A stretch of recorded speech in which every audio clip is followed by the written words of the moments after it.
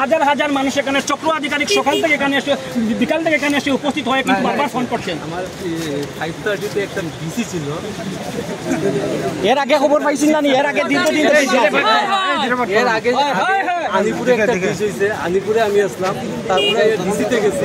আগে কেন geo bag দিয়ে ব্যবস্থা করলো না? আগে কেন ব্যবস্থা জিও ব্যাগ দিয়ে দেওয়া হয়েছে। কোথায় এখানে কোনো জিও ব্যাগ গেছে কি জনসাধারণ?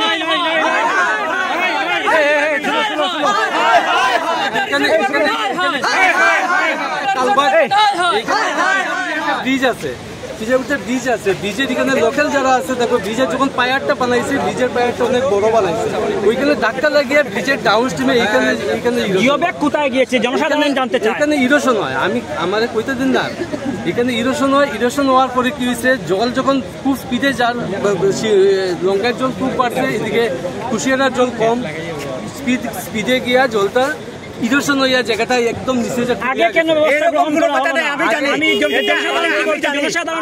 গত বছর যেটা এইভাবে ছিল বন্যা, কিন্তু ডিপার্টমেন্টে বস্তা দিয়ে এটারে প্রতিরোধ করেছে, কিন্তু এইবারে আমার এই যে আধিকারিক যিনি বলছেন সম্পূর্ণ মিথ্যা কথা বলছেন। উনি জানেনও না, ওনার ওই ব্যাপারে নলেজও নাই। আপনি এইভাবে মিথ্যা কথা বলবেন না, আপনার নলেজও নাই এখানে। আরে যে রিপোর্ট আছে আমরা ভুক্তভোগী স্যার, মিনিস্টার স্যারও জানে, চিফ ইঞ্জিনিয়ার স্যারও জানে, সবাই জানে কি এখানে ভাঙবে, সবাই জানে যে এখানে ইরোশন হইতেছে ডিজেল লাগে। আজকেও আমি মিটিংয়ে এটা যে পিডব্লিউর সঙ্গে কথা বলছি যে ডিজেল লাগে এখানে ইরোশন হইতেছে। এটা ফার্দার বড় প্রোটেকশন আপনি এখন কমপ্লিটলি মিছা কথা কইতরা। আপনি একজন ইরেসপন্সিবল মানুষ।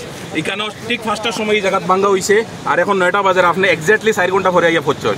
আপনি কইছেন আপনার 5:30টায় মিটিং আছে, আপনার প্রিকশন নেওয়া দরকার আছে না? কেন এইখানে সার্কুল অফিসার পুরা স্টাফ আইতে পারে 3 ঘন্টা থেকে তারা এখানে বনো সার্কুল অফিসার মান্না দিয়ে আরো পুরা স্টাফ আইয়া এখানে মানুষের কিরকম রেস্কিউ করতে লাগে। এটা আপনি বেকুব বানাইতা মানুষের, বুঝছেন নি? বেকুব বানাইতা। আপনি 9টার সময় এখানে আইলা, আপনার যদি মিটিং আছে তাইলে আপনার অল্টারনেটিভ আপনার রিপ্রেজেন্টেটিভ হিসেবে কেউ দিতে পারেন না। আপনি আপনার রিপ্রেজেন্টেটিভ হিসেবে কেউ দিতে পারেন না। কতটুকু ইমার্জেন্সি সেন্সিকার আপনি জানেন? আপনার রিপ্রেজেন্টেটিভ কে ছিল? এখন পর্যন্ত কোনো রিপ্রেজেন্টেটিভ উনি আসলে পরিচয় দিতে কিন্তু চাননি। 5 মিনিট আগে ওনাকে পেয়েছি। আমার এখানে অ্যাসিস্ট্যান্ট এক্সিকিউটিভ ইঞ্জিনিয়ার নাই, অ্যাসিস্ট্যান্ট ইঞ্জিনিয়ার আইছিল। আরে এখানে 50টা মিথ্যা কথা কইরা কমপ্লিটলি আপনি মিথ্যা কথা কইরা আপনার কাছে